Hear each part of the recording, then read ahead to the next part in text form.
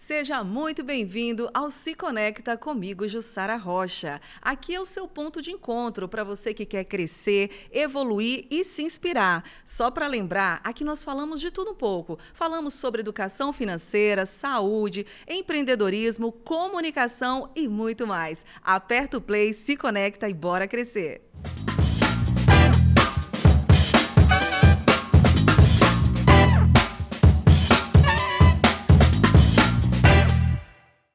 O Se Conecta já é uma realidade o nosso podcast e graças aos patrocinadores, pessoas que acreditaram desde o início desse projeto maravilhoso, que é o nosso sonho. Para ser sincera a você, o nosso sonho, quando nós criamos aqui a ideia do podcast, foi para inspirar mesmo, conectar pessoas, trazer pessoas para contar as suas histórias. Afinal, tem tanta gente por esse mundo afora, com histórias extraordinárias, pessoas que estudam tanto e têm tanto conhecimento e só precisam de um espaço como o Se Conecta para poder se conectar também com outras pessoas. E eu quero desde já agradecer a UPSEC, mandar um abraço para a Priscila, para a Daniela. A UPSEC é uma empresa de consultoria de vendas e marketing estratégico para indústrias de varejo de material de construção civil, visando potencializar os resultados de vendas e marketing. Já já trarei novamente aqui Priscila e Daniela, mas já segue lá no Instagram, UPSEC Vendas, já chama a Priscila, já chama a Daniela para fazer a sua consultoria aí para a sua empresa. Nós estamos falando sobre conexão, conectar pessoas e uma grande ferramenta para isso é o Instagram. Então, se de repente você está aí agora me assistindo, pensando, eu tenho tanto conhecimento, eu tenho tanto conteúdo, mas eu não sei nem pegar um celular, abrir para fazer um story, por exemplo, gravar um vídeo. Calma, ó. Respira, chama lá o pessoal da Eclipse Make. Vitor e Vitória, eu sempre brinco que parece até uma dupla aí sertaneja, mas a Eclipse Make transforma qualquer ideia em vídeo de verdade. Eles produzem conteúdo para redes sociais, campanhas, mas também levam esse olhar criativo para os seus eventos, inclusive casamentos, eles registram tudo para você de um modo bem autêntico, moderno. Então, se quiser dar aí um upgrade aí nos seus vídeos ou guardar um momento especial de um jeito diferente, @eclipse.make. Que legal. Agora, eu quero fazer um convite para você. Você que acompanha o Se Conecta, eu quero te convidar, principalmente você que é da região do Alto Tietê. Todos os dias tem o programa Conexão Alto Tietê, que é exibido pela RTV Filmes. Inclusive, ó, já tem que seguir o nosso canal. De repente chegou aqui, já clica, curte, compartilha aí o canal da RTV Filmes. E o Conexão Alto Tietê é um programa que traz comunicação, variedades, muitas notícias para vocês. E eu estou lá fazendo agenda cultural todas as quintas-feiras para você ficar atento aos eventos, tudo que acontece aí na região Alto Tietê. Vamos lá, vamos começar o nosso podcast de hoje trazendo um convidado muito especial. Estou muito feliz, inclusive, por trazer esse convidado, mas eu vou contar para você. Hoje o Se Conecta recebe um convidado que representa o equilíbrio entre técnica, propósito e humanidade. Ele é advogado, sócio da área trabalhista do TMS Advogados, pós-graduado em Direito Material e Processual do Trabalho pela PUC de São Paulo e também Direito Processual do Trabalho e Civil pela Escola Paulista de Direito. Com uma trajetória sólida, atua como consultor jurídico da TV Diário e da TV Novo Tempo, além de ocupar um cargo de presidente da Comissão de Direitos Humanos e Acessibilidade da OAB. Mas, acima de todos os títulos, está um homem que acredita que a justiça é feita de pessoas e que o direito só faz sentido quando transforma vidas. Hoje vamos falar sobre valores, acessibilidade, empatia, propósito e também sobre equilíbrio necessário entre a vida profissional e pessoal. É com muita alegria que eu trago aqui para vocês Guilherme Montoro. Seja muito bem-vindo ao Se Conecta, doutor Guilherme. Doutor Guilherme não, né?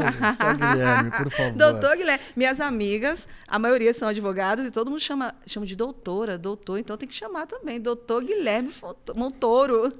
Eu sempre costumo dispensar esse título, Então, digamos assim. Fica mais leve, fica mais tranquilo.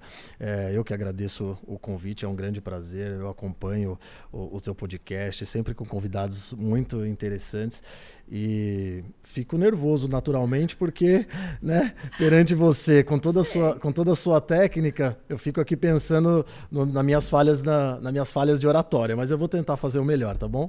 Imagina. Agradeço você. Então, Guilherme Montoro, pode ser assim? Exato, com certeza. Guilherme, é uma honra ter você aqui, principalmente por acompanhar o seu trabalho, saber o quanto você executa com excelência e transmite essa informação sobre a sua área de atuação. Nós vamos falar tudo aqui hoje, mas eu quero contar para quem está assistindo a gente quem é você fora desse terno e fora das audiências. Quem é o Guilherme Montoro? Vamos lá. A história é longa, hein? Bom, tudo começou em Tudo começou. Eu tenho uns amigos que dizem, depois que você nasceu, o que aconteceu? Conta pra gente, né? Bom, vamos lá. Quem é o Guilherme, né? Fora do terno. Poxa, eu sou um curioso, né? Eu sou movido por muita curiosidade, por muito propósito e sou movido por conexões humanas. Eu tenho uma enorme necessidade de me conectar com as demais pessoas, né? Acho que o nome do podcast encaixa bem. Se conecta. Exatamente. Tirando essas características, sou casado com a Kelly, pai da Gabriela, de 10 anos, pai da Letícia, de 6 anos.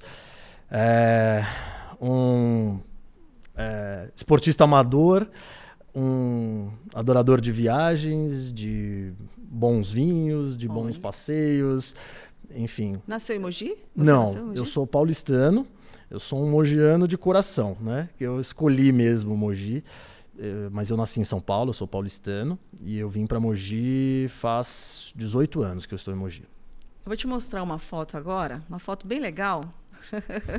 E você vai me dizer sobre essa foto. Cadê? Olha só, gente, que gracinha! Eu conheço. Conhece esse garoto? É bem cabeludo, né? Tem algo nesse tempo que já revelava aí o seu senso de justiça, Guilherme?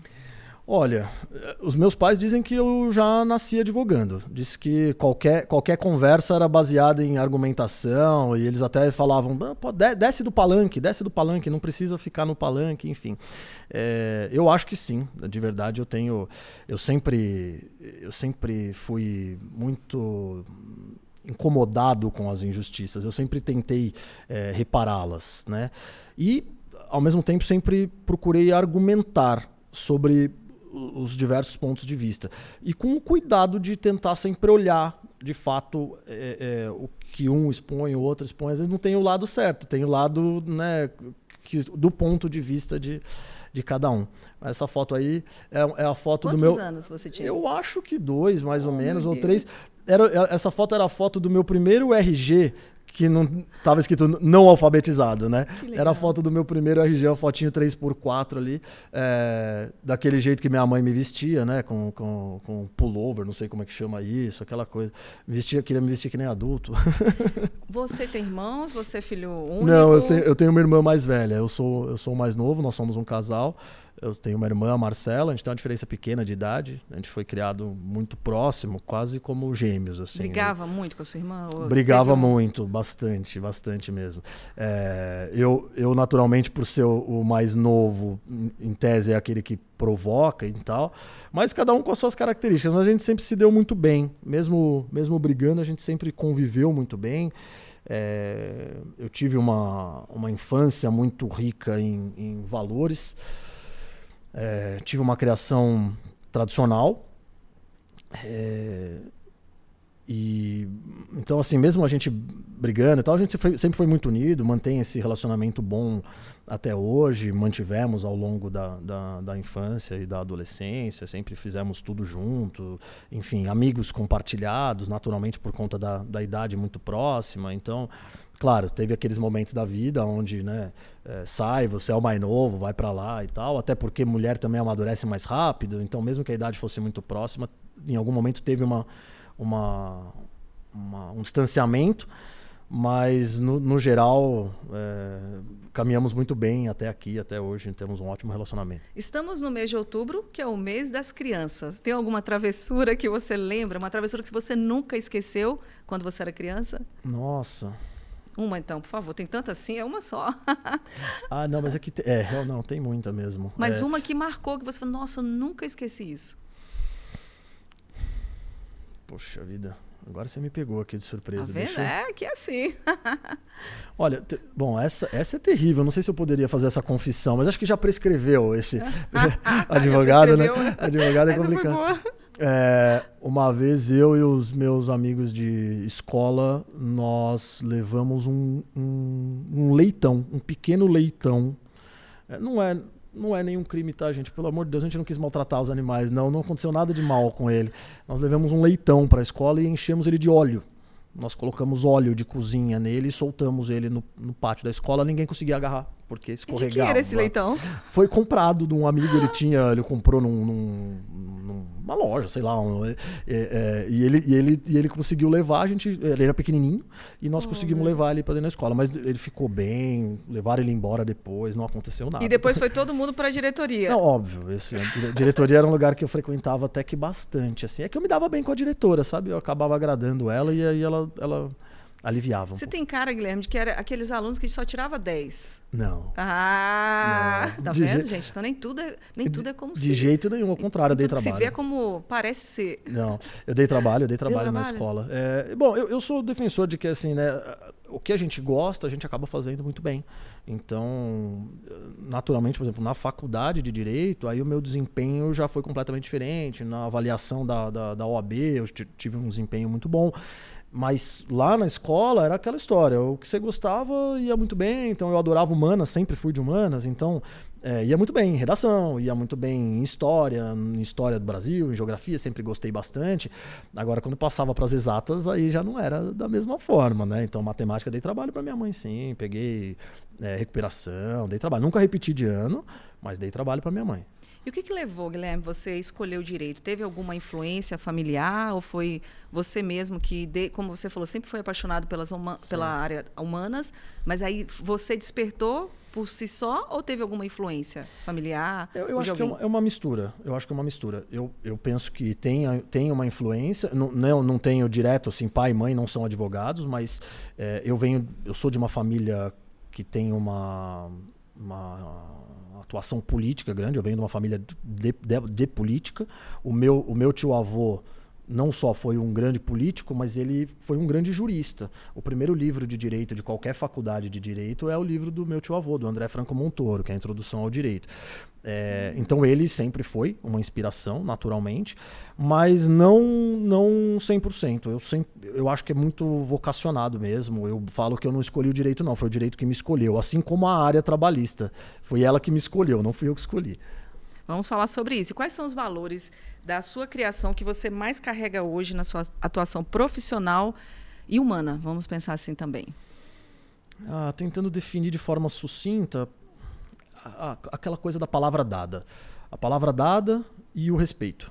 Uma coisa que para mim é muito marcante, isso me lembro da infância mesmo, dos meus pais falando que você tem que tratar igual todas as pessoas, né? Vamos falar dentro de uma estrutura hierárquica, né? Desde a pessoa que está trabalhando com um serviço mais simples, um serviço de limpeza, um serviço de acesso, né? da porta, até o presidente, todos merecem esse respeito em condição absoluta de igualdade. Isso eu carreguei para a minha vida inteira. Então, eu, dentro da minha carreira, hoje eu sou dono, sou sócio do meu escritório, mas eu fiz a minha carreira lá dentro. Eu cresci lá dentro, né? Eu fui estagiário de quem hoje é minha sócia. Legal. Eu fui estagiário dela. E eu, dentro dessa estrutura, por exemplo, que é a maior da minha vida, estou ali há 20 anos, além de ter trabalhado em outros lugares, porque comecei muito cedo, mas dentro dessa estrutura, desde o começo, eu tratava da mesma maneira o dono do escritório, a dona do escritório, que é a minha sócia, e a pessoa da limpeza, da mesma forma. E isso certamente veio lá de trás, veio da minha infância. Eu quero conhecer toda essa história, mas voltando ainda para esse começo, quando você formou, você fez a prova da OAB, hoje em dia você vê essa dificuldade, as pessoas reclamam muito em relação à prova da OAB. Você passou por esse processo ou para você foi tranquilo? Você passou de primeira? Ju, eu não queria falar, mas eu sei quando você tirou na sua nota. Você sabe? Eu sei. Já te contei.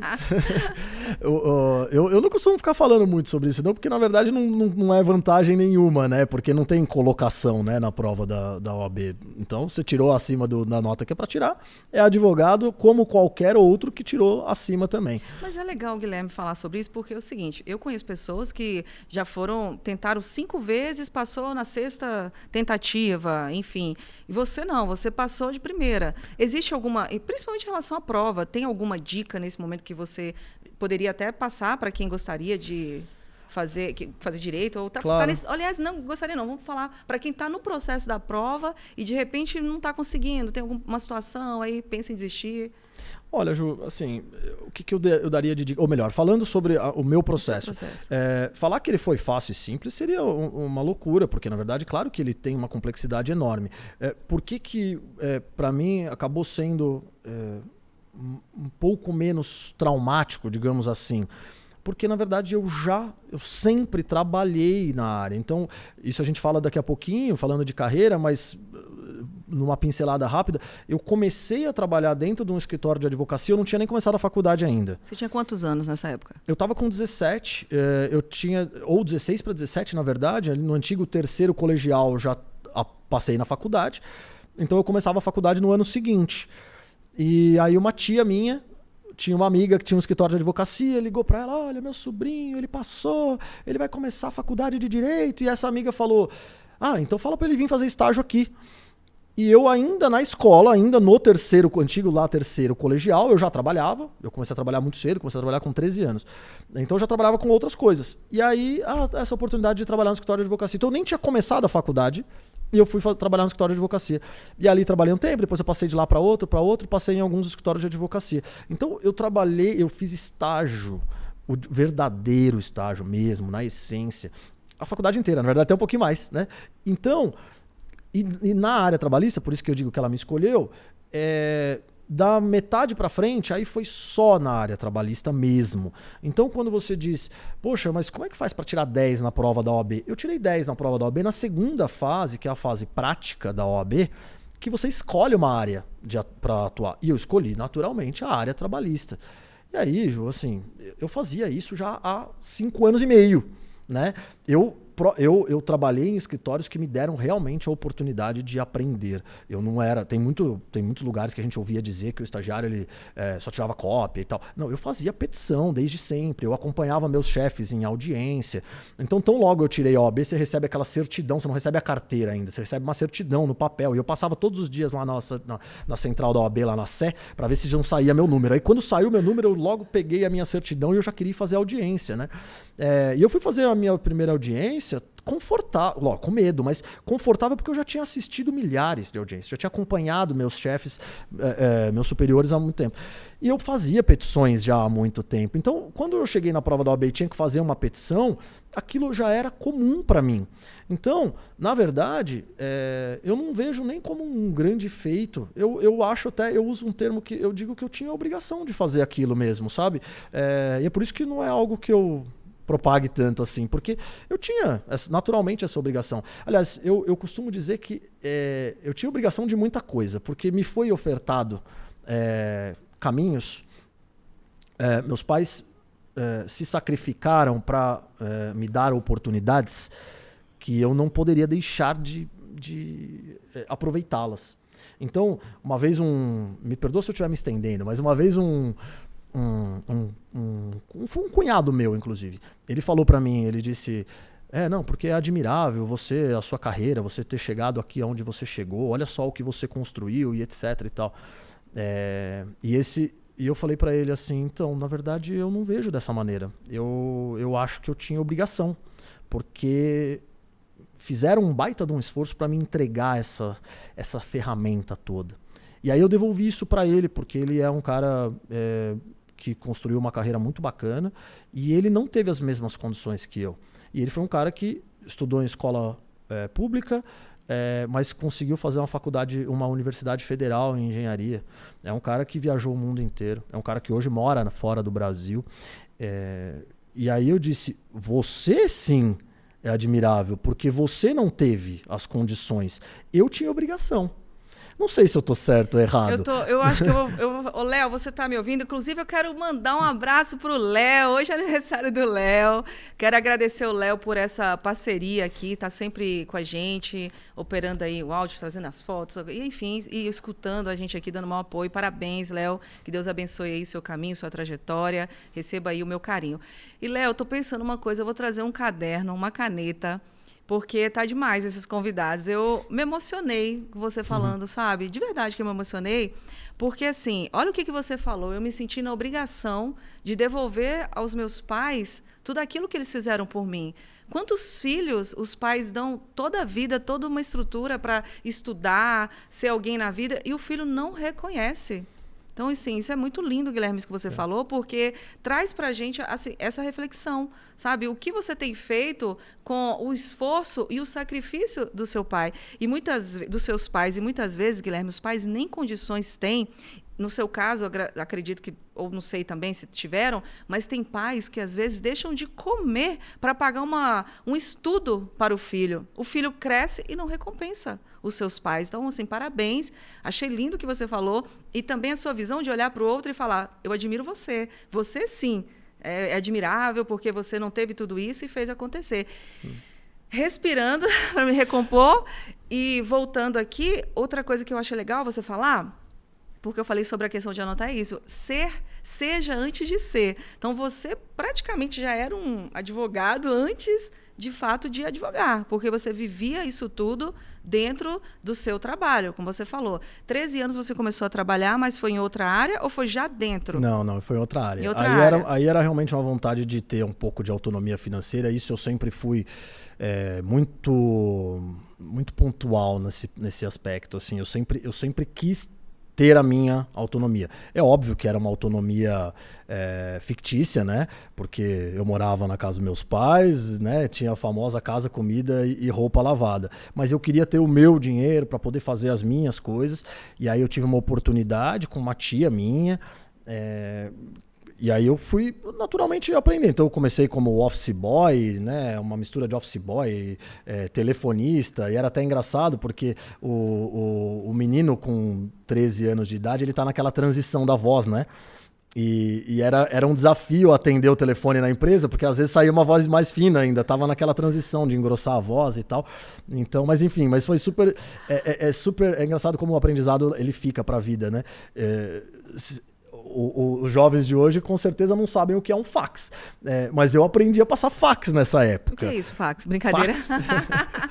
Então, aprendi a passar fax, aprendi a ir ao banco, né, fazer as diligências de banco, enfim, atender telefone, tirar cópia e outras coisas mais que ficam como experiência de vida, porque você sabe que mais tarde na própria advocacia, que a advocacia acelerou demais, né, a justiça acelerou demais num intervalo de tempo curto, mas eu, quando comecei na advocacia, lá nos estágios, as intimações, as publicações, a gente pegava no jornal, efetivamente. Tinham protocolos que a gente tinha que fazer, por exemplo, perante o Ministério do Trabalho. Era por fax. E aí nenhum estagiário sabia passar fax. Hoje não sabe o que é fax. Hoje agora não, mas eu já justamente sabia passar fax. E dali, dando uma acelerada, eu comecei com isso, depois cheguei a vender... fazer promoções, trabalhar no shopping com coisas promocionais, fui monitor de acampamento, vendi espaço publicitário em jornal, no Jornal da Educação que existia, trabalhei com empresas dessas que faz viagens de formatura, essa passa por um desafio de vida, quando chegou meu momento de fazer aquela viagem de formatura para Porto Seguro, a minha formatura, etc., meus pais não tinham mais condições, eles tinham conseguido fazer o da minha irmã, e a minha eles falaram, olha, não vai dar, e eu pensei, vai dar sim. E eu fui trabalhar na empresa que fazia as viagens de formatura. E com isso eu consegui a minha viagem, para que eu mesmo fosse viajar. Trabalhei num hospital também, trabalhei no Hospital Albert Einstein, em São Paulo. Que mais que eu fiz? Sempre se virou. Eu me virei bastante. Como eu disse, com bastante apoio. Às vezes a gente vai em alguns lugares, ouve alguns depoimentos, enfim, e eu sempre, quando me pedem para falar um pouquinho sobre a minha história, eu digo, olha, eu não tenho uma história triste. Eu tive uma infância confortável. Ela teve desafios. Teve sim. Teve uma época que tinha bastante, teve uma época que não tinha nada. Teve muito pouco, melhor dizendo. Mas nunca tive a necessidade. Eu só, obviamente, eu tinha aonde me amparar. Mas ajudei a minha irmã a fazer... Ela fazia torta de limão, bolo de cenoura, vendia no prédio. A gente se virava, fazia acontecer. Então... Trabalhei com um pouquinho de tudo até que eu caí no escritório de advocacia dessa amiga da minha tia ali no final da escola, no final do meu 3º colegial, e aí nunca mais saí. Arrasou. E quando foi o divisor de águas na sua trajetória? Que sim, você falou, nossa, agora tudo muda. Eu preciso dar um up, agora é outra vida, tudo diferente. Quando foi esse momento que você sente que realmente foi um start, assim? Eu tive 2 escolhas difíceis para fazer na carreira. Escolhas a gente tem todos os dias para fazer, mas uma delas está totalmente atrelada com a minha história com Mogi das Cruzes. A minha vinda para Mogi. Foi um momento que, não que eu tenha construído o racional em cima disso, de, olha, é aqui o divisor de águas, mas foi uma visão que eu tive, um insight mesmo que eu tive, atrelado a um gosto, porque eu sempre tive vontade de sair de São Paulo. Nasci em São Paulo, paulistano, porém com vontade de sair. Eu tinha vontade de morar no interior, mas eu nunca tinha olhado para Mogi. Porém, numa circunstância específica, apareceu a oportunidade de justamente sair de lá, vir para cá, dentro do meu escritório mesmo. Na época eu era só um funcionário, e montar uma estrutura aqui. Então, os donos do escritório queriam que montasse uma estrutura em Mogi, montasse uma equipe, estruturasse, treinava todo mundo, porque nós estávamos com grandes clientes aqui da região, e depois eu retornaria para São Paulo. Mas era muito desafiador essa tomada de decisão, porque dentro da minha estrutura profissional, tinham alguns que queriam, tinham outros que não queriam, fora aqueles conselhos que a gente escutava de fora. Poxa, mas todo mundo quer ir para São Paulo. Você está em São Paulo, você vai sair de São Paulo? São Paulo é o centro de onde tudo acontece. Mas ali eu enxerguei uma oportunidade de ter uma vida fora de São Paulo, uma vida um pouco mais tranquila, uma vida mais interiorana, ainda que Mogi seja muito próximo de São Paulo, mas não dá para comparar, né? Tem os problemas naturais, mas não dá para comparar, é muito melhor, diga-se de passagem. Aqui é a zona leste de São Paulo, né? Dizem isso, falam que é a extrema zona leste, é uma megalópole, né? Daqui a pouco a gente vira um bairro, mas eu realmente me dei muito bem aqui, assim, apesar que eu demorei muito para fazer conexões, porque o começo foi de trabalho intenso, muito intenso mesmo, só dava para trabalhar.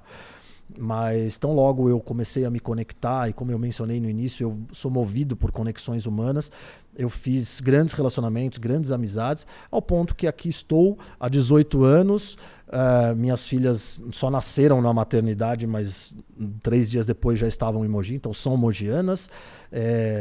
Eu falo, né? Eu tenho negócio em Mogi, gero economia em Mogi, gero emprego em Mogi, tenho casa, tenho carro, título de eleitor, eu sou um mogiano de coração mesmo. Mas essa decisão ela foi pautada um pouco por essa vontade de sair de São Paulo, mas o olhar que você falou da virada da chave foi o seguinte: legal, em São Paulo tem muitas oportunidades, mas fazendo uma analogia com aquelas corridas de cavalo que a gente vê, eu pensei comigo na época, bom, em São Paulo tá todo mundo na mesma baia, se eu for para Mogi eu vou para uma baia separada. E eu sempre acreditei no meu potencial, na qualidade do que eu entregava, e eu falei, bom, se eu levar isso para um lugar onde a concorrência é um pouco menor, tende a dar certo. E deu certo de verdade. A gente montou realmente uma estrutura que ela veio para ser só um apoio. O nosso escritório era ser sede e filial. E com o passar dos anos, a coisa que ganhou uma proporção completamente diferente. Nós chegamos a ter aqui na nossa unidade de Mogi 40 e poucas pessoas, assim, com certeza absoluta, o maior escritório. A sede fica aqui em Mogi? Não, temos São Paulo, eu tenho São Paulo, que a gente fica lá nos Jardins da Alameda Santos, e a gente tem o escritório daqui que ele nasceu como uma filial. Mas hoje, não é. Hoje são 2 unidades, a unidade de São Paulo e a unidade de Mogi. Hoje já esses números são diferentes, tá? Por umas escolhas que a gente fez de de tipo de cliente, atuação e etc. Mas nós já chegamos a ter aqui, só na nossa estrutura de Mogi, 44, 45 pessoas, 45 advogados, profissionais, alguns administrativos, estagiários, mas preponderantemente advogados, só na nossa estrutura de Mogi. Então, definitivamente era, sem dúvida nenhuma, o maior escritório da região aqui. E um escritório que nasceu para ser só um ponto de apoio, para atender um cliente específico. Mas isso aí está muito relacionado com a minha decisão de vida, de ficar, de não voltar para São Paulo. Então, eu quis realmente construir as raízes aqui e formar a equipe aqui, formar um time bacana. Que legal, Gui. Guilherme, como que você vê o papel hoje do advogado na sociedade em meio a tantas mudanças e desigualdades? É desafiador. O jovem advogado ele tem uma função daqui para frente muito importante, ele precisa entender isso. Diante dessa polaridade que a gente vive, o advogado, o papel dele de pacificação é muito importante. E a gente vive num país que a cultura é do litígio. E isso não é bom para nós. Explica para quem está assistindo o que é a cultura do litígio. A cultura do litígio é simples, né? É a cultura do conflito. É a cultura do eu vou entrar com a ação, eu vou processar. Eu vou falar com o meu advogado. Ou usando um linguajar bem informal, eu vou colocar no pau. É verdade. Ju, hoje nós temos... Isso é bom ou ruim na sua visão como advogado? É ruim. Tem muito advogado que acha que isso é trabalho, isso é oportunidade. Mas eu vejo isso como algo ruim para o país. Para o país, para a sociedade. Nós temos hoje em trâmite 84, 85 milhões de processos, aproximadamente. Tá? Um número aproximado. Se você considerar que, no mínimo, num processo eu tenho uma pessoa de cada lado, eu tenho 170 milhões de pessoas litigando. Mas não é verdade esse número, porque tem muitos processos repetidos, né? Então, que no polo está a mesma parte, né? Bancos, o próprio governo e etc e tal.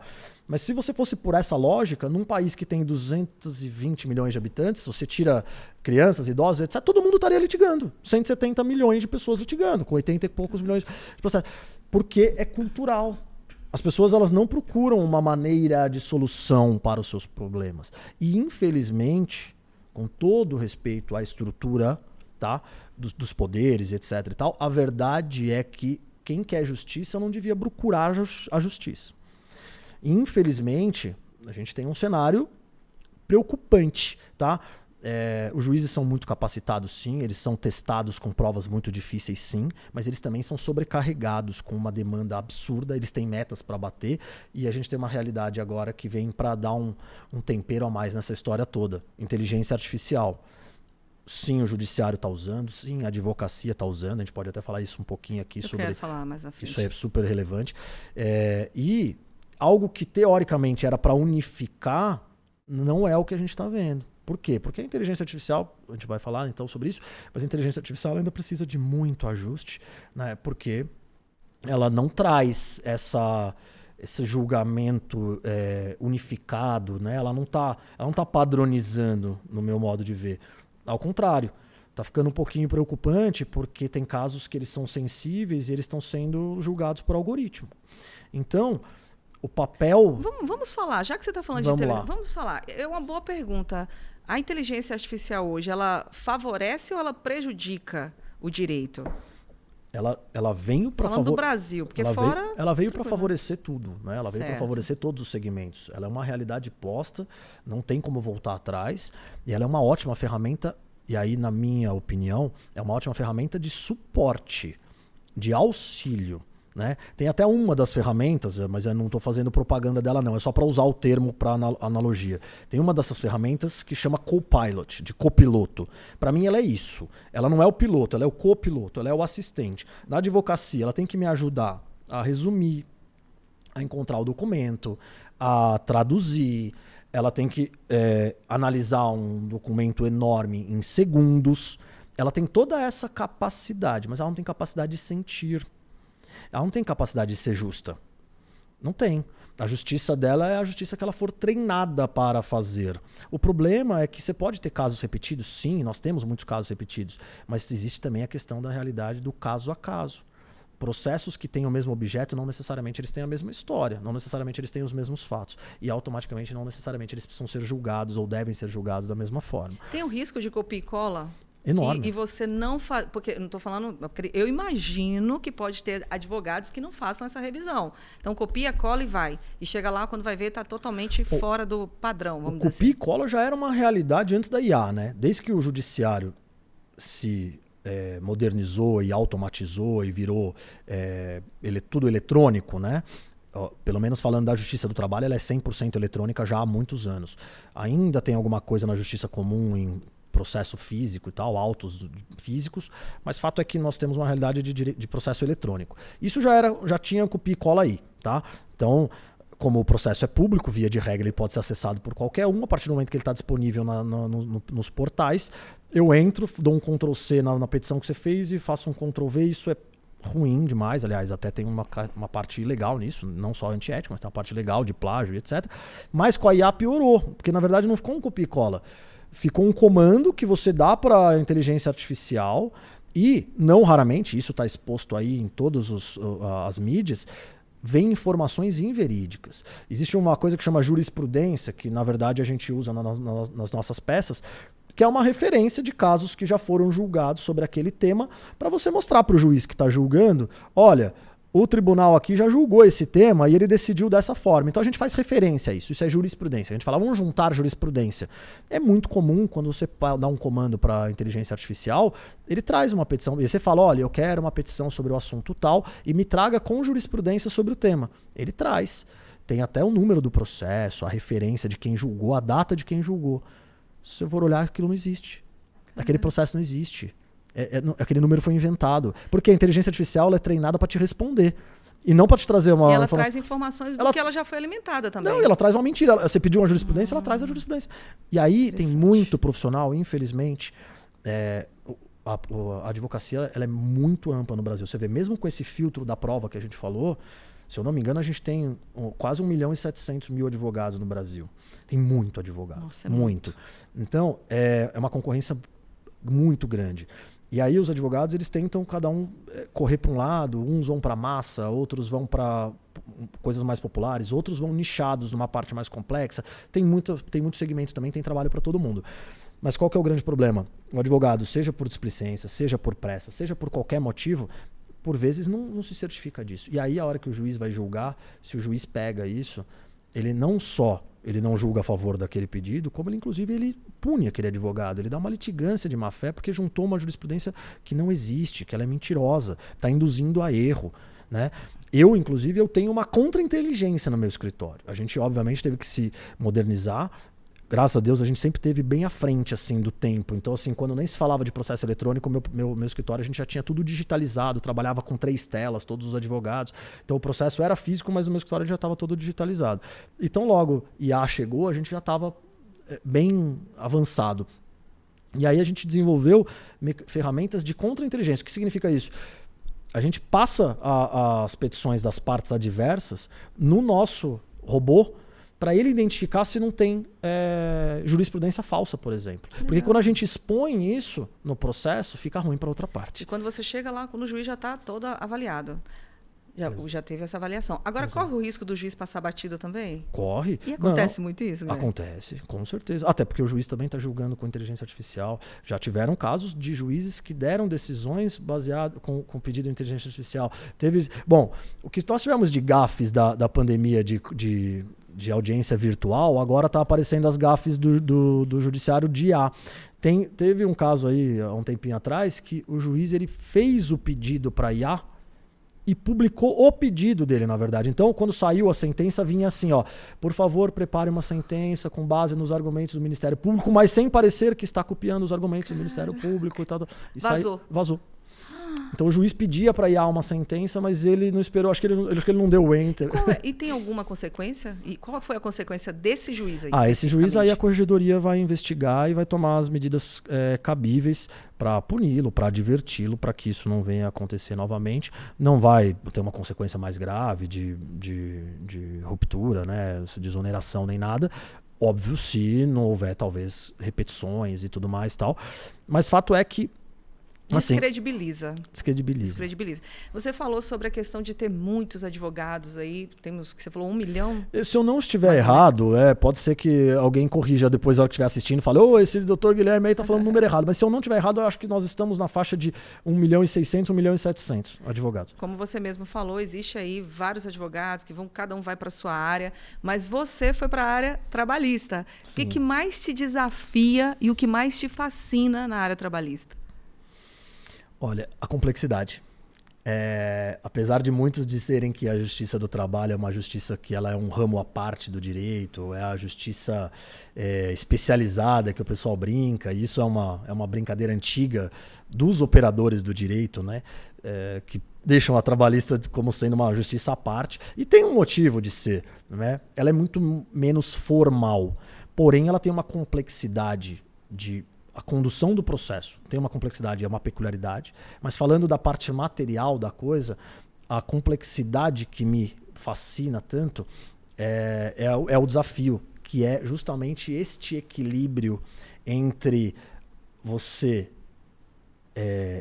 gerar segurança jurídica e ajudar os empresários, as empresas a crescerem com segurança, com negócios bem estruturados, e ao mesmo tempo olhar da condição digna do trabalho para os trabalhadores, que é uma luta constante, né? Ela vem já de muitos anos, não só a nível Brasil, a nível mundial. Porém, o que é muito desafiador e também se torna fascinante para quem ama muito isso, e a beleza do direito está muito nisso, é que o direito ele não consegue acompanhar. Ele devia ser um protagonista, ele devia estar sempre à frente, mas não, ele reage só. Ele só reage, ele não consegue acompanhar. E não consegue também porque a criatividade do ser humano e das relações de trabalho é muito dinâmico. Então ele não consegue acompanhar. E isso me fascina muito, porque justamente eu estou sempre correndo atrás disso, né? De encontrar a modernidade de maneira mais fácil. Para traduzir isso tudo, a maioria dos meus clientes, até mesmo da minha equipe que trabalha comigo, dizem que eu sou muito criativo. Eles usam esse termo para traduzir isso tudo que eu estou falando. Eu sinto sempre em busca das soluções compatíveis com a modernidade, efetivamente. Não adianta eu pegar essa senhora, que já é uma senhora de idade, chamada CLT, e tentar aplicar ela lá com o linguajar de 1943. Ainda que ela tenha sido parcialmente reformada em 2017, mas ela precisa de muito mais ajustes, né? Então eu sou, além de um operador, eu sou um grande crítico também. Eu sempre falo, poxa, a gente precisava de mudança aqui, a gente precisava de mudança ali, nessa lei específica precisava de ajuste. Aqui teve algo escrito errado. Ontem mesmo eu estava conversando com um empresário, um cliente meu, e ele estava perguntando para mim sobre a responsabilidade do ex-sócio, né? E eu falei, deixa eu te mostrar um artigo escrito errado. Ele falou, mas como assim? É possível que escrevam errado a lei? Eu falei, vou te mostrar, deixa que eu vou te mostrar. E eu mostrei, ele falou, não acredito. Eu falei, tá aqui, ó. Tá aqui, tá escrito errado, olha aqui. Tentaram copiar do Código de Processo Civil isso aqui, mas escreveram isso errado. E eu mostrei a consequência prática. E a brecha do contrato estava ali, seria? Não, não a brecha. Não chegava nem a ser uma brecha, era uma consequência terrível pro ex-sócio que ele não merece. E é mais do que injusto, é incompatível um ex-sócio, no exemplo que eu estava dando para ele, se quiser, que aí vai ficar muito juridiquês, deixa para lá. Mas eu até gostando. Eu até te explicaria o que é isso que eu estou dizendo. Mas a lei tem falha mesmo de redação. Tem artigos dentro da mesma lei que eles são contraditórios. Eles são incompatíveis. E tem como contra-argumentar isso? Sim. Aí é que tá, aí eu falo. Aí tá o jogo do direito. Aí tá o jogo. Aí tá o jogo. Eu separei uma pergunta para você que eu gostaria muito que você respondesse. Como é liderar uma comissão de direitos humanos e acessibilidade? E quais são as pautas mais urgentes que, no seu ponto de vista, precisam ser debatidas? Legal. Bom, é desafiador, porque o assunto é desafiador. Nós ainda estamos no começo do trabalho, né, dessa comissão. Mas o foco... Tem muita coisa que cabe embaixo desse guarda-chuva, né? Esse guarda-chuva é muito amplo. Se eu falar de direitos humanos e acessibilidade, é muito amplo. Mas o meu foco em especial, não me limito a isso, mas o meu desafio, e é a bandeira que eu pretendo dar maior foco, está relacionado com a acessibilidade, a inclusão, num olhar mais... com uma luz maior sobre as pessoas com deficiência. Eu falei há pouco, né, a fala anterior foi sobre criticar legislação. Eu sou um grande crítico mesmo, mas o crítico é o famoso crítico construtivo, né? Não é aquele que fala sem embasamento. E eu, por exemplo, tenho críticas sobre a legislação que trata dessa questão da inclusão, sobre os dois aspectos, para o empregador e para os trabalhadores, para as pessoas com deficiência. Então eu pretendo propor algumas pautas como a OAB, né? E a OAB ela tem esse papel, né? Dentro do tripé a OAB, ela tem um desses papéis que está relacionado com a sociedade, é justamente propor soluções diferentes para que a gente consiga também encontrar um olhar mais atual para essa legislação que não é tão idosa quanto a CLT, mas é uma legislação que trata da cota. Ela é uma legislação de 91/92, então ela também já é uma legislação antiga, e muita coisa mudou de lá para cá, porém a legislação continua do mesmo jeito. E aí os aplicadores dela continuam aplicando da mesma maneira. Esse olhar que a gente precisa ter de uma maneira diferente. Mas é um grande desafio, mas eu gosto mesmo de me envolver com essas coisas. Porque as pessoas me perguntam, mas é sério, você vai pegar mais isso para fazer? Tipo, já não basta as outras coisas que você tem? Já tem pouco trabalho? Já tem pouco trabalho, você já tem poucas personas, né? Você já não é pai, já não é marido, já não é advogado, já não é chefe, já não é sócio, já não é filho, já não é irmão. Você vai pegar mais uma persona? Vou. Agora, você falou uma coisa interessante. Você acredita que o direito ele está preparado para lidar com esses dilemas humanos e tecnológicos? Não, ainda não. Não, ainda não. Como eu disse, né, o direito ele não acompanha. Ele devia estar à frente, mas ele não consegue acompanhar. O que falta, Guilherme, para você? No seu ponto de vista? Bom, nossa, é muita coisa. É uma estrutura, na verdade, inteira, né? Ela precisaria de realmente muitos ajustes. E eu tenho até medo daqui nesse ambiente de ficar muito, talvez até prolixo. Mas, assim, em termos de modernidade que a gente estava falando, eu precisaria, por exemplo, de uma regulamentação muito rápida. Mas é que é difícil regulamentar coisas de forma rápida. Para mim, a prova de que tudo que é feito de forma rápida é mal feito é a própria reforma trabalhista que eu acabei de mencionar em 2017.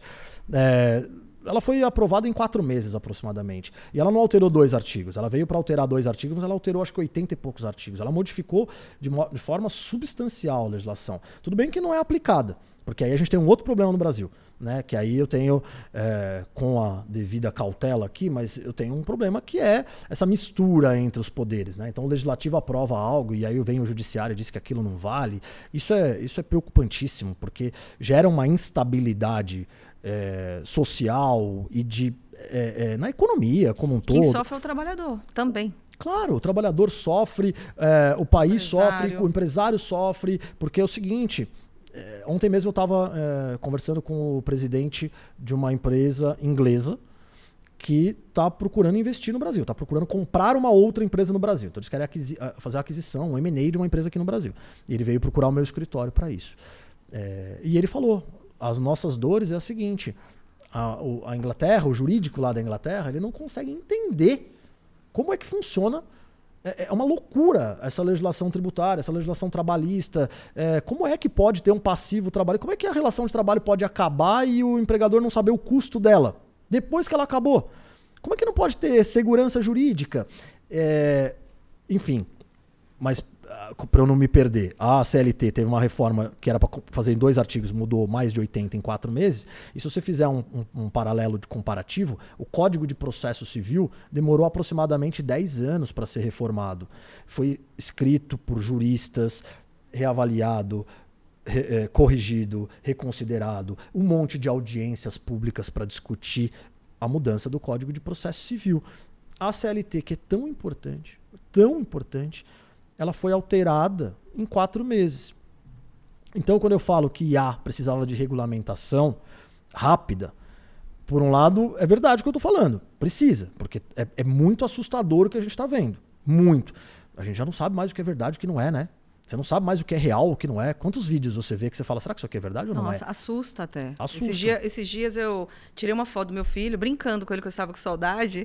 Aí eu tirei uma foto, mandei para Gemini, que agora o pessoal está usando muito essa Gemini. Eu não confesso que eu nunca tinha usado. Aí uma colega mostrou, Ju, olha que legal. Eu sempre sonhei em tirar uma foto com o Bon Jovi. Aí ela fez a foto lá. Aí eu mandei para Jonas, meu filho.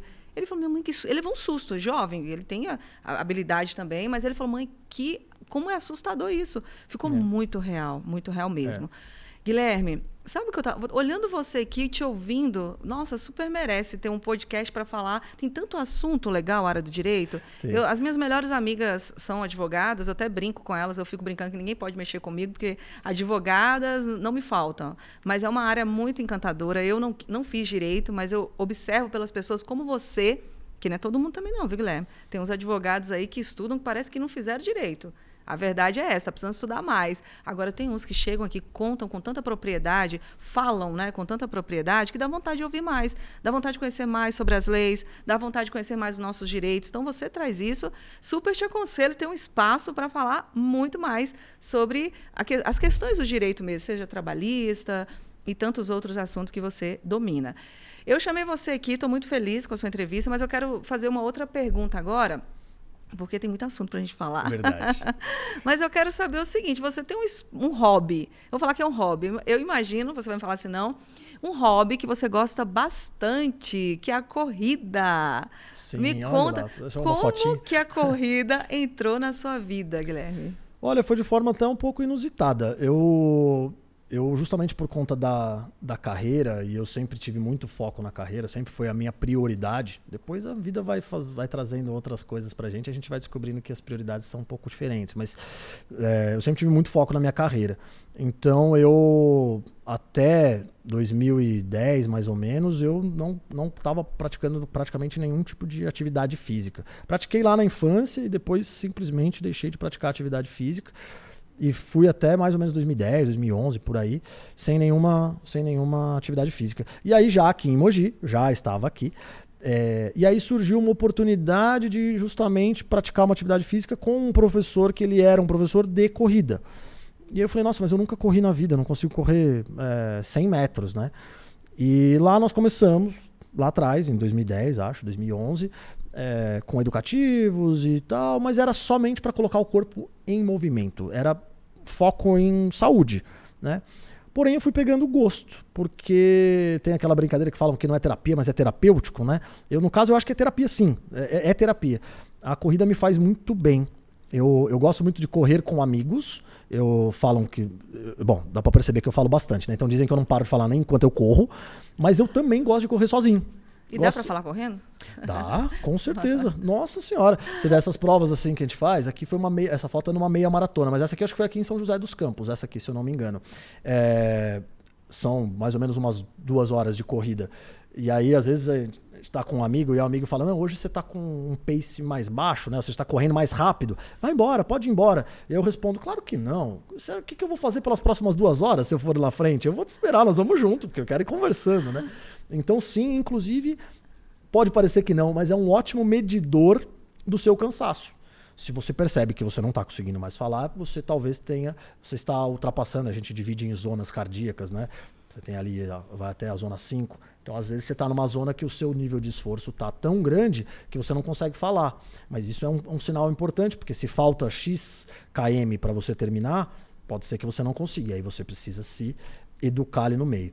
Então, a corrida surgiu dessa maneira, eu comecei a praticar pouquinho, e aí foi indo, foi pegando gosto, foi crescendo um pouquinho mais esse desejo, e aí, com o passar do tempo, aí também as condições de vida vão melhorando, a gente vai prosperando, as coisas vão acontecendo, e aí corrida começa a virar um subterfúgio para você ligar com alguma outra coisa. Então, ultimamente, a gente entrou em uma pegada, vamos dizer assim, de viajar para correr, correr para viajar. Né? Saiu do hobby e foi pro profissional agora. Não chega a ser profissional, mas é diversão. Então, por exemplo, eu e um grupo de amigos, enfim, a gente tem um professor de corrida, o Souza, que é maravilhoso, e nós temos um grupo ali e a gente acabou fazendo amizade. Já faz a propaganda do Souza. Vou fazer propaganda do professor Rodrigo Souza.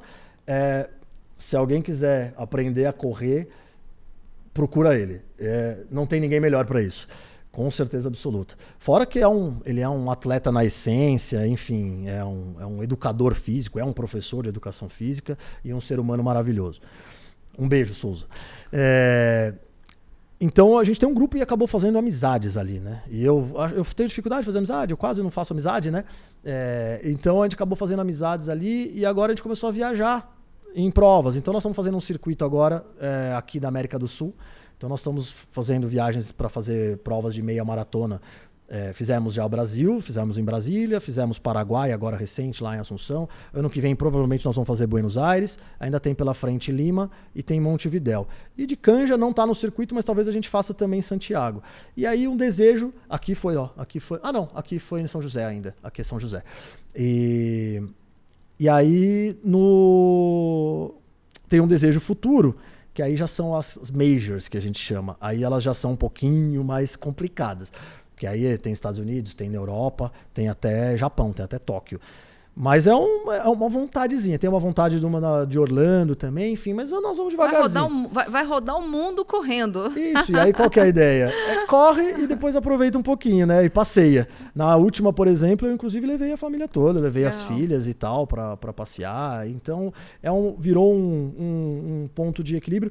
E é o momento que eu consigo também, sabe, desopilar. É o momento que eu tenho ideias. Eu volto de correr, às vezes, com uma solução para um processo que eu tava ali matutando já fazia alguns dias e aquilo me aparece.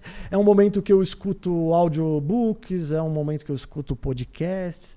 Escuta lá, o Se Conecta comigo, Jussara Rocha. Exatamente. Tem alguma relação que você vive nas pistas e que você enfrenta na advocacia? Total. Eu adorei você falar isso, que você anda correndo, você que ideia para aquele projeto, para aquele processo. Sim. Ideias, sem dúvida, tá? Insights, etc. Assim, são coisas que surgem mesmo, é impressionante, parece uma magia quase, mas porque eu desconecto muito. Eu brinco que quando eu tô sozinho, eu tenho que tomar cuidado para não correr em lugar que tem que atravessar a rua, porque eu me fico tão desconectado que às vezes eu já me peguei atravessando a rua sem olhar, sabe? Nossa. Porque eu realmente entro... Mas o paralelo que eu faço muito da corrida com a advocacia, sem dúvida nenhuma, tá nas adversidades. Então, vou dar o exemplo dessa última prova de Assunção. Ventou muito, vento muito, muito, muito forte. E na advocacia venta muito forte também. É muito vento, muita tempestade, muito buraco. Então, assim, é uma carreira muito difícil, né? Existe uma frase que fala que a advocacia não é profissão para covardes, né? Mas é porque ela é muito desafiadora mesmo. A brincadeira que eu faço alguém conhece uma empresa ou um órgão público que tem uma ambulância na porta? Não, no fórum tem. Você vai lá no Fórum João Mendes em São Paulo, tem uma ambulância na porta. Você vai em outro lugar, não tem uma ambulância na porta. E faço em forma de brincadeira, mas é sério. É muito sério. Temos muitos casos de advogado que infarta, advogado que tem AVC e até coisas mais tristes. Tem suicídio, enfim. É uma profissão que tem muita pressão. Principalmente quem faz o contencioso. Contencioso é processo, é fórum, é isso que a gente está mais acostumado a ver no seriado, né? Juiz, advogado, parte, porque tem um outro lado da advocacia corporativa, tem a advocacia do consultivo, a de pareceres e tal, que aí a gente brinca que ela é mais glamurosa, ela não judia tanto porque não tem justamente essa pancadaria, vamos dizer assim, do dia a dia. Então é uma profissão muito dura, e a corrida também traz esses desafios. Tem dia que você treinou, mas você não acorda bem naquele dia.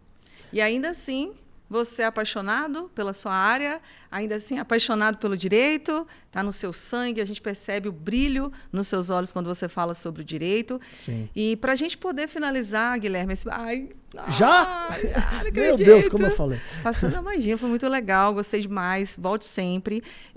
Você falou sobre esses desafios, sobre as tempestades, mas de repente tem alguém que está nos assistindo e está pensando em fazer direito, está pensando em prestar aí o vestibular, está pensando em estudar, entrar aí nessa carreira promissora e também desafiadora. Qual o conselho que você daria para esses jovens aí que está assistindo a gente? Olha, é bem pessoal, é óbvio, né? Mas é o que me move, é o que me trouxe até aqui.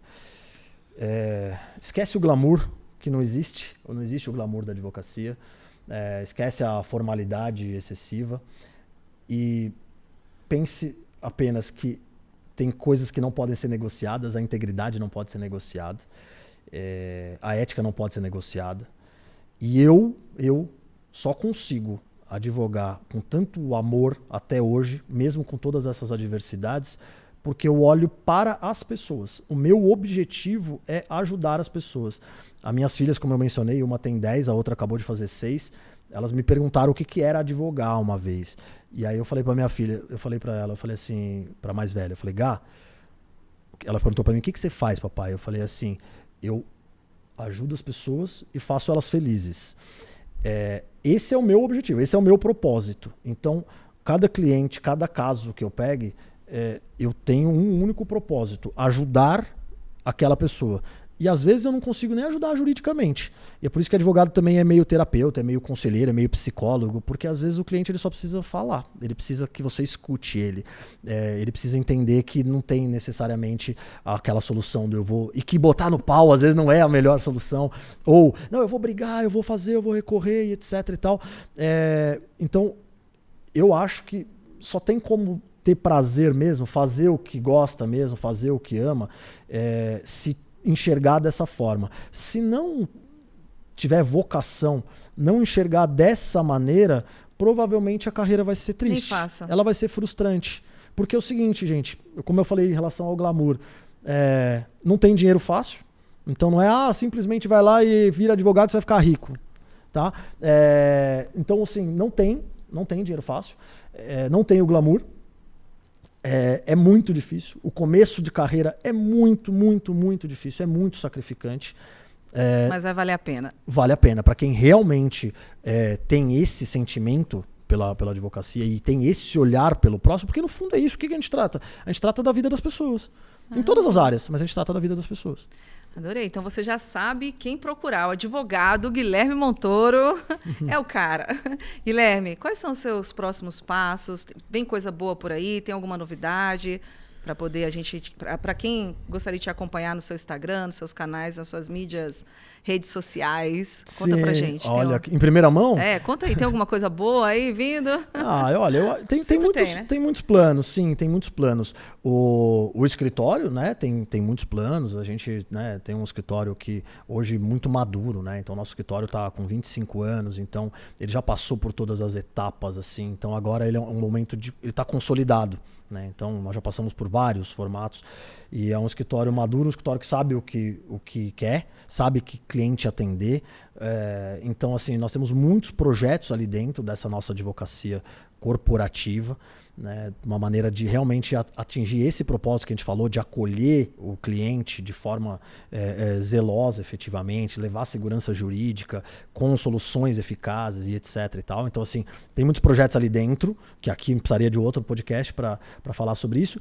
E você comentou há pouco, né? Olha, acho que você deveria ter um espaço seu para levar aí todas essas informações que você tem guardado contigo.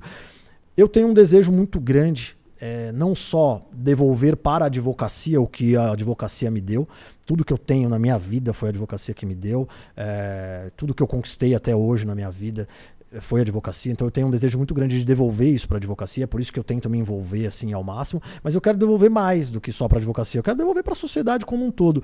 Então, novidades virão, eu não sei se vai ser a título de palestra, a título de aula, ou quem sabe num espaço como esse, quem sabe um podcast é uma possibilidade real.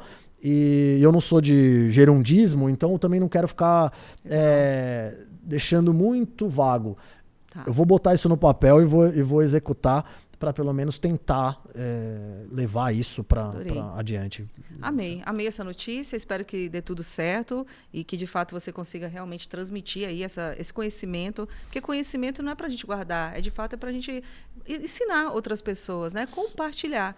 E o Se Conecta é esse espaço também, Guilherme, mais uma vez, só para a gente finalizar o seu Instagram, para o pessoal te seguir. Meu Instagram é o Guilherme.montoro. Olha só, eu não sou tão afeito ainda a essa questão das redes, mas quem quiser te contratar, Guilherme.montoro. Para falar conosco no escritório, então é o TMS, aí o site é o TMS ADV, de advogado, né? Então o TMS é Topal Montoro Simões, é o nome de nós três, dos três sócios. Então tmsadv.com.br, nosso site. O telefone do escritório é o 11 4798 2316 E o meu e-mail, além do Instagram, que eu falei que é o Guilherme.Montoro, mas o meu e-mail é o gmontoro, não tem U, tá? Montoro, gmontoro@tmsadv.com.br. Num desses canais, com certeza absoluta, conseguirão me encontrar, sem dúvida. Arrasou. Guilherme, muito obrigada. Mais uma vez, volte sempre, o espaço aqui é seu. Quando quiser trazer mais conteúdo, mais ensinamentos, falar mais sobre o direito. E claro que eu também vou querer ficar assistindo agora o seu podcast. Vou torcer para que dê tudo certo. Conta com a gente, estou muito feliz, foi um bate-papo muito enriquecedor. E para você que está aqui agora, basta você aí clicar, curtir, comentar, compartilhar. E esse foi mais um episódio do nosso Se Conecta. Aperta o play e bora crescer!